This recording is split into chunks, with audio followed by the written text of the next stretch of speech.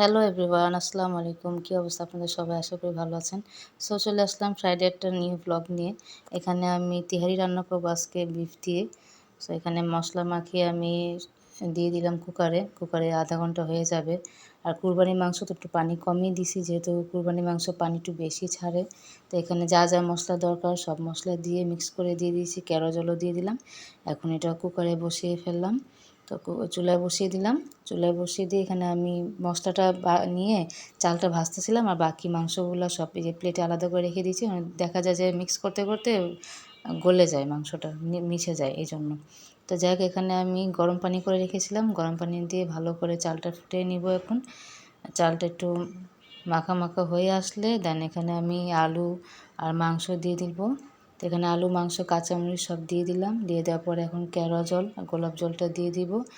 So এখানে আমি দমে দিয়ে চলে গেলাম শাওয়ার নিতে। তো শাওয়ার নিয়ে চলে আসছি।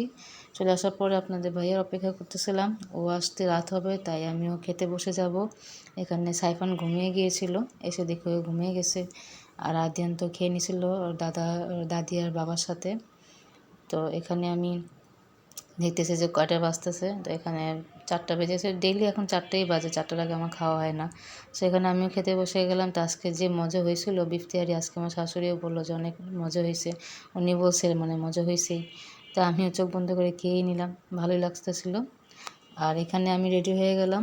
আপনার ভাইয়া বললো যে বিকালে সে বাইরে নিয়ে যাবে, সোনিয়াকেই যাব, বেশি দূরে যাব না।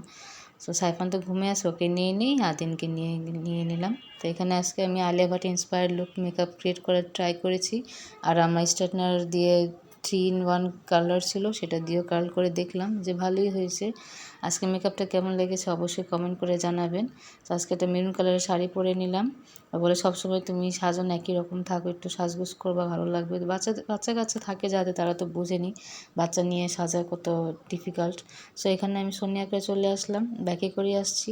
আর আদিন আছে আমার সাথে। এখানে চাপের জন্য অপেক্ষা করতেছিলাম। তো চাপ নেয়নি, সে বটি কাবাব নিয়েছিল আর সাথে পরোটা ছিল। তো অনেক ভিড় ছিল, তো তাড়াহুড়া একটু মানে ভাজাটা ভালো হয়নি। তাই এমনি মজাই হয় সবসময়। তাই এখানে দেখলাম একটা খোলা জায়গায় এত স্ট্রিট ফুড নিয়ে বসছে, মানে মানুষের ভিড়।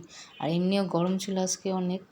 তো এখানে ছিল ফুচকা, ফুচকা ছিল, জুস বার অনেকগুলো দেখলাম, ওয়াফেলও ছিল, তারপর তান্দুরি ছিল, বারবিকিউ ছিল, সবই ছিল। আর বারবিকিউ ধোঁয়াটা অনেক বেশি, আরও গরম বাড়াই দিতেছিল।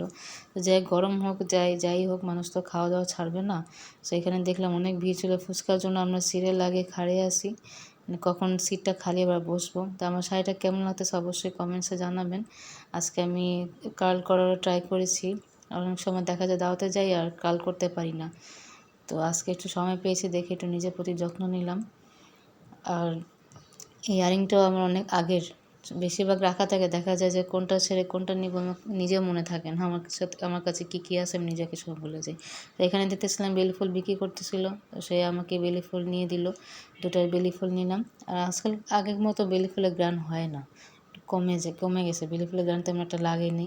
তো আমার কাছে তো আমার মেকআপ অনেক ভালো লেগেছে। আপনাদের কাছে কেমন লেগেছে অবশ্যই কমেন্ট করে জানাবেন। আর এরকম একটু শাড়ি পরলে ভালোই লাগে। এক এক সময় দেখা যায় বোরিং লাগে 3 পিস পরতে আর ভালো লাগে না। তো এখানে আমাদের ফুচকা চলে আসলো। ফুচকা ছিল মোটামুটি ভালো, তেমন খারাপও ছিল না, আবার তেমন একটা মানে ইন্টারেস্টিংও লাগেনি, নর্মালি ভালো ছিল। আর এখানে লাস্ট পর্যায়ে আমি একটা কোন আইসক্রিম নিলাম। আর আদিয়ানের পাপা নিয়েছে লিচি। তো যাই হোক, এখানে